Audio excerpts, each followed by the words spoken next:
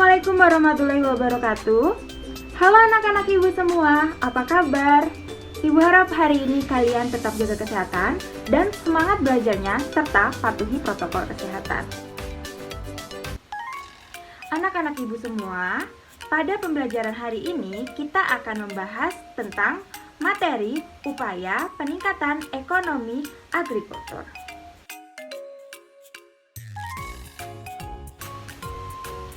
Setelah pembelajaran pada hari ini, diharapkan siswa dapat memahami pengertian agrikultural, mengidentifikasi macam-macam produk agrikultural dan non-agrikultural, serta dapat menjelaskan tentang strategi pengembangan agrikultural di Indonesia.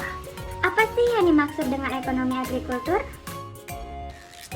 Ekonomi agrikultur merupakan upaya peningkatan perekonomian dengan memperdayakan sektor pertanian. Sedangkan agrikultur merupakan kegiatan pemanfaatan sumber daya hayati yang dilakukan oleh manusia untuk menghasilkan bahan pangan, bahan baku industri, dan sumber energi. Kegiatan pemanfaatan sumber daya hayati yang termasuk dalam agrikultur biasa dipahami orang sebagai budidaya tanaman, bercocok tanam, atau pembesaran hewan ternak. Nah, agrikultur dapat pula berupa pemanfaatan mikroorganisme dan bioenzim dalam pembuatan keju dan tempe. Lalu Bu, bagaimana kita membedakan produk agrikultur dan non-agrikultur? Nah, di sini Ibu akan menjelaskan bagaimana membedakan agrikultur dan non-agrikultur. Diperhatikan baik-baik ya anak-anak. Agrikultur merupakan proses memproduksi makanan, panganan, serat, dan banyak dari hasil kebutuhan lain yang masuk kepada produk pangan. Praktek agrikultur dikenal juga sebagai istilah pertanian.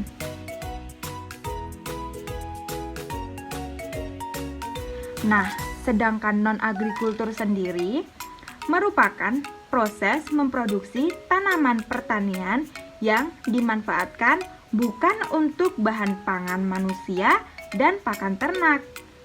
Atau lebih gampang dan singkatnya dapat pula disebut sebagai produk non-pangan.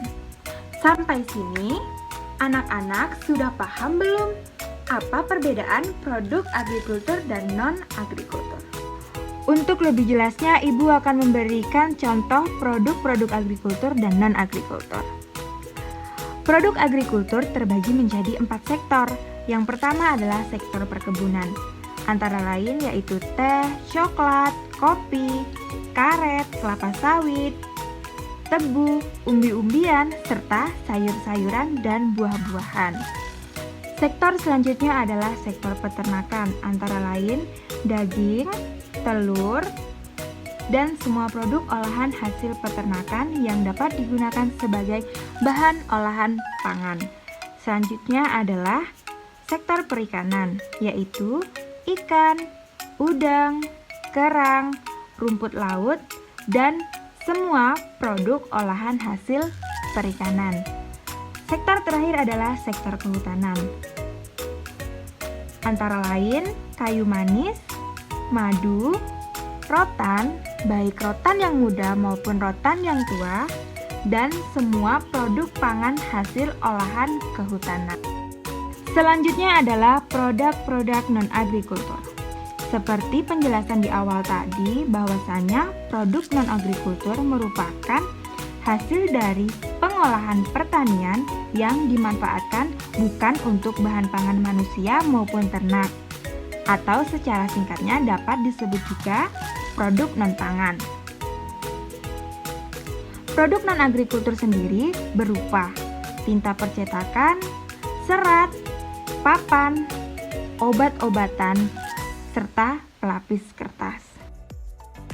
Nah, setelah anak-anak mengetahui perbedaan produk agrikultur dan non-agrikultur, selanjutnya Ibu akan mengajak kalian semua bermain tebak gambar Pilihlah Aku.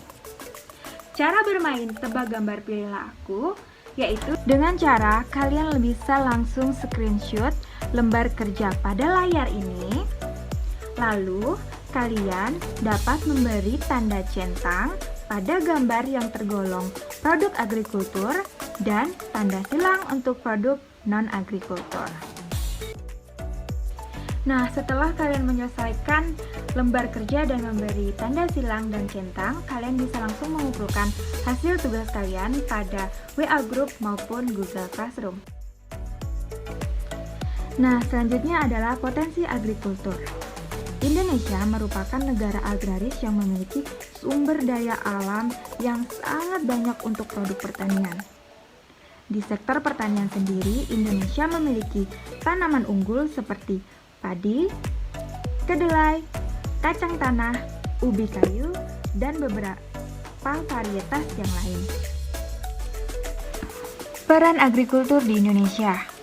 Pembangunan agrikultur atau pertanian di Indonesia mempunyai peranan yang sangat penting, antara lain potensi sumber daya alam yang besar dan beragam, pangsa terhadap ekspor nasional yang meningkat, besarnya penduduk Indonesia yang menggantungkan hidupnya pada sektor agrikultural ini, dan perannya dalam penyediaan pangan masyarakat dan menjadi basis atau jantung pertumbuhan di pedesaan. Adapun hambatan pengembangan agrikultur di Indonesia antara lain, skala usaha pertanian pada umumnya relatif kecil dengan modal yang sangat terbatas. Penggunaan teknologi yang masih sederhana, sangat dipengaruhi musim melihat Indonesia sebagai negara dengan iklim tropis. Lalu, strategi apa yang harus kita ambil untuk mengembangkan agrikultur di Indonesia? Berikut beberapa strategi pengembangan agrikultur di Indonesia. Yang pertama adalah eco-farming, peningkatan sistem budidaya di sektor pertanian yang ramah lingkungan dan terintegrasi dengan kearifan lokal di setiap daerah di Indonesia.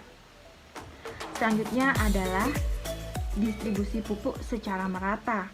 Yang terakhir adalah perbaikan irigasi. Perbaikan irigasi dan pembangunan irigasi di setiap sektor agrikultur menjadi salah satu strategi pengembangan agrikultur yang harus diperhatikan di kemudian hari.